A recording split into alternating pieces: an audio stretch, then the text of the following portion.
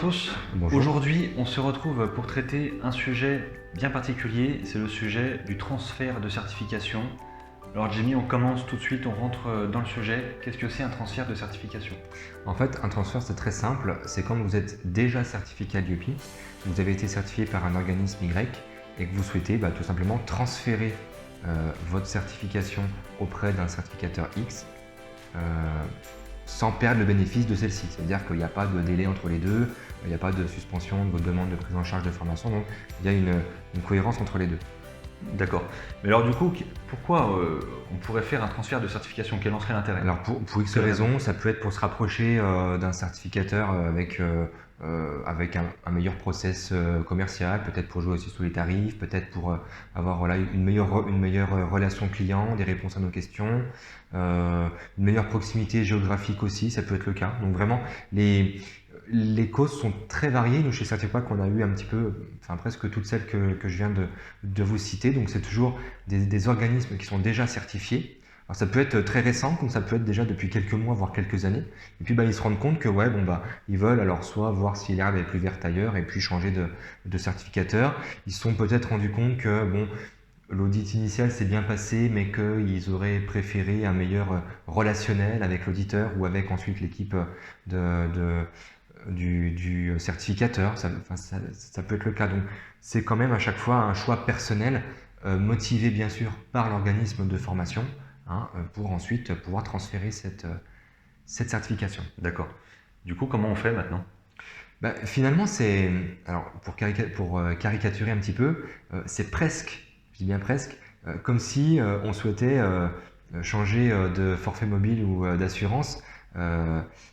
Vous avez simplement à faire une demande auprès du nouveau certificateur.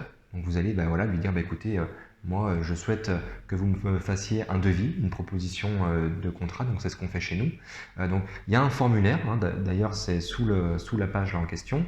Vous avez un lien avec le formulaire de demande de transfert de certification. Alors, on va vous poser des questions assez classiques sur votre organisme de formation, le numéro de déclaration d'activité, le SIRET, l'adresse, le responsable.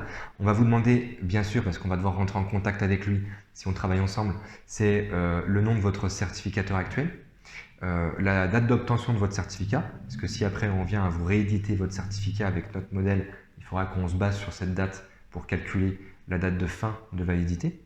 D'accord? Et donc, quand on a toutes ces informations-là, on revient vers vous avec une proposition qui va comprendre au final, c'est un process qui est assez carré, on vous transmet toute la documentation, il y a une procédure spécifique en cas de transfert.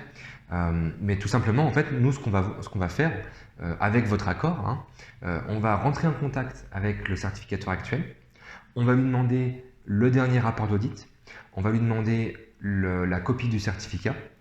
Également, s'il y a eu des non-conformités, le plan d'action associé, les échanges, alors peut-être pas les échanges avec l'auditeur, mais du moins la validation ou le compte-rendu du traitement des non-conformités. Et quand on aura tout ça, nous, on va pouvoir statuer, en fait, on va évaluer si, si on souhaite transférer, enfin si on peut et si on souhaite transférer la certification chez nous. Donc c'est soit un avis favorable, donc on va rééditer tout simplement le certificat avec le modèle Certifopac, voilà, et donc s'il y a un audit de surveillance qui est prévu, on le réalisera chez nous.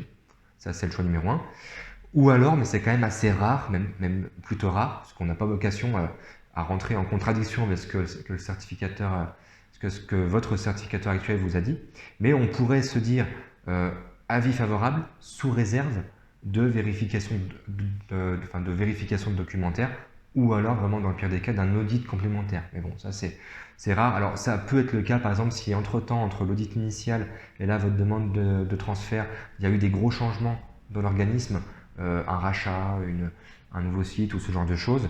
Bon, c'est important pour dans le cadre de l'évaluation de votre process qualité, donc on peut mettre en œuvre un audit complémentaire. Voilà.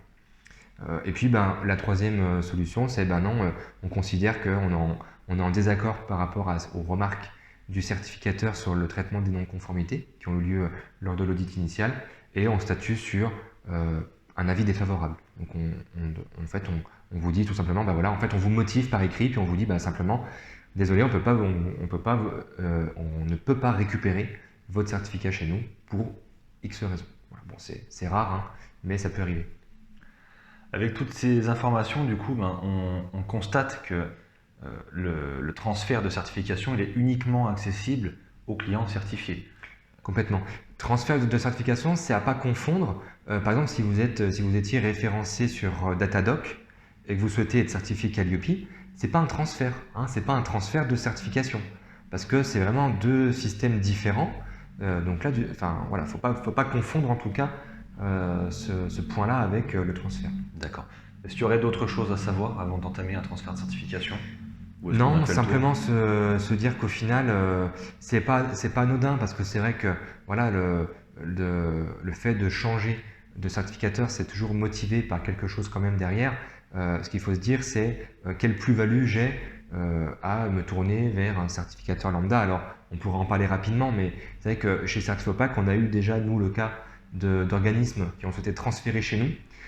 Tout simplement parce qu'ils ont trouvé leur compte, ils ont trouvé bon, les mêmes valeurs, peut-être les valeurs qu'on véhiculait par notre communication, par l'accessibilité à l'information que l'on diffuse déjà sur le site internet, dans nos newsletters, sur notre espace membre également.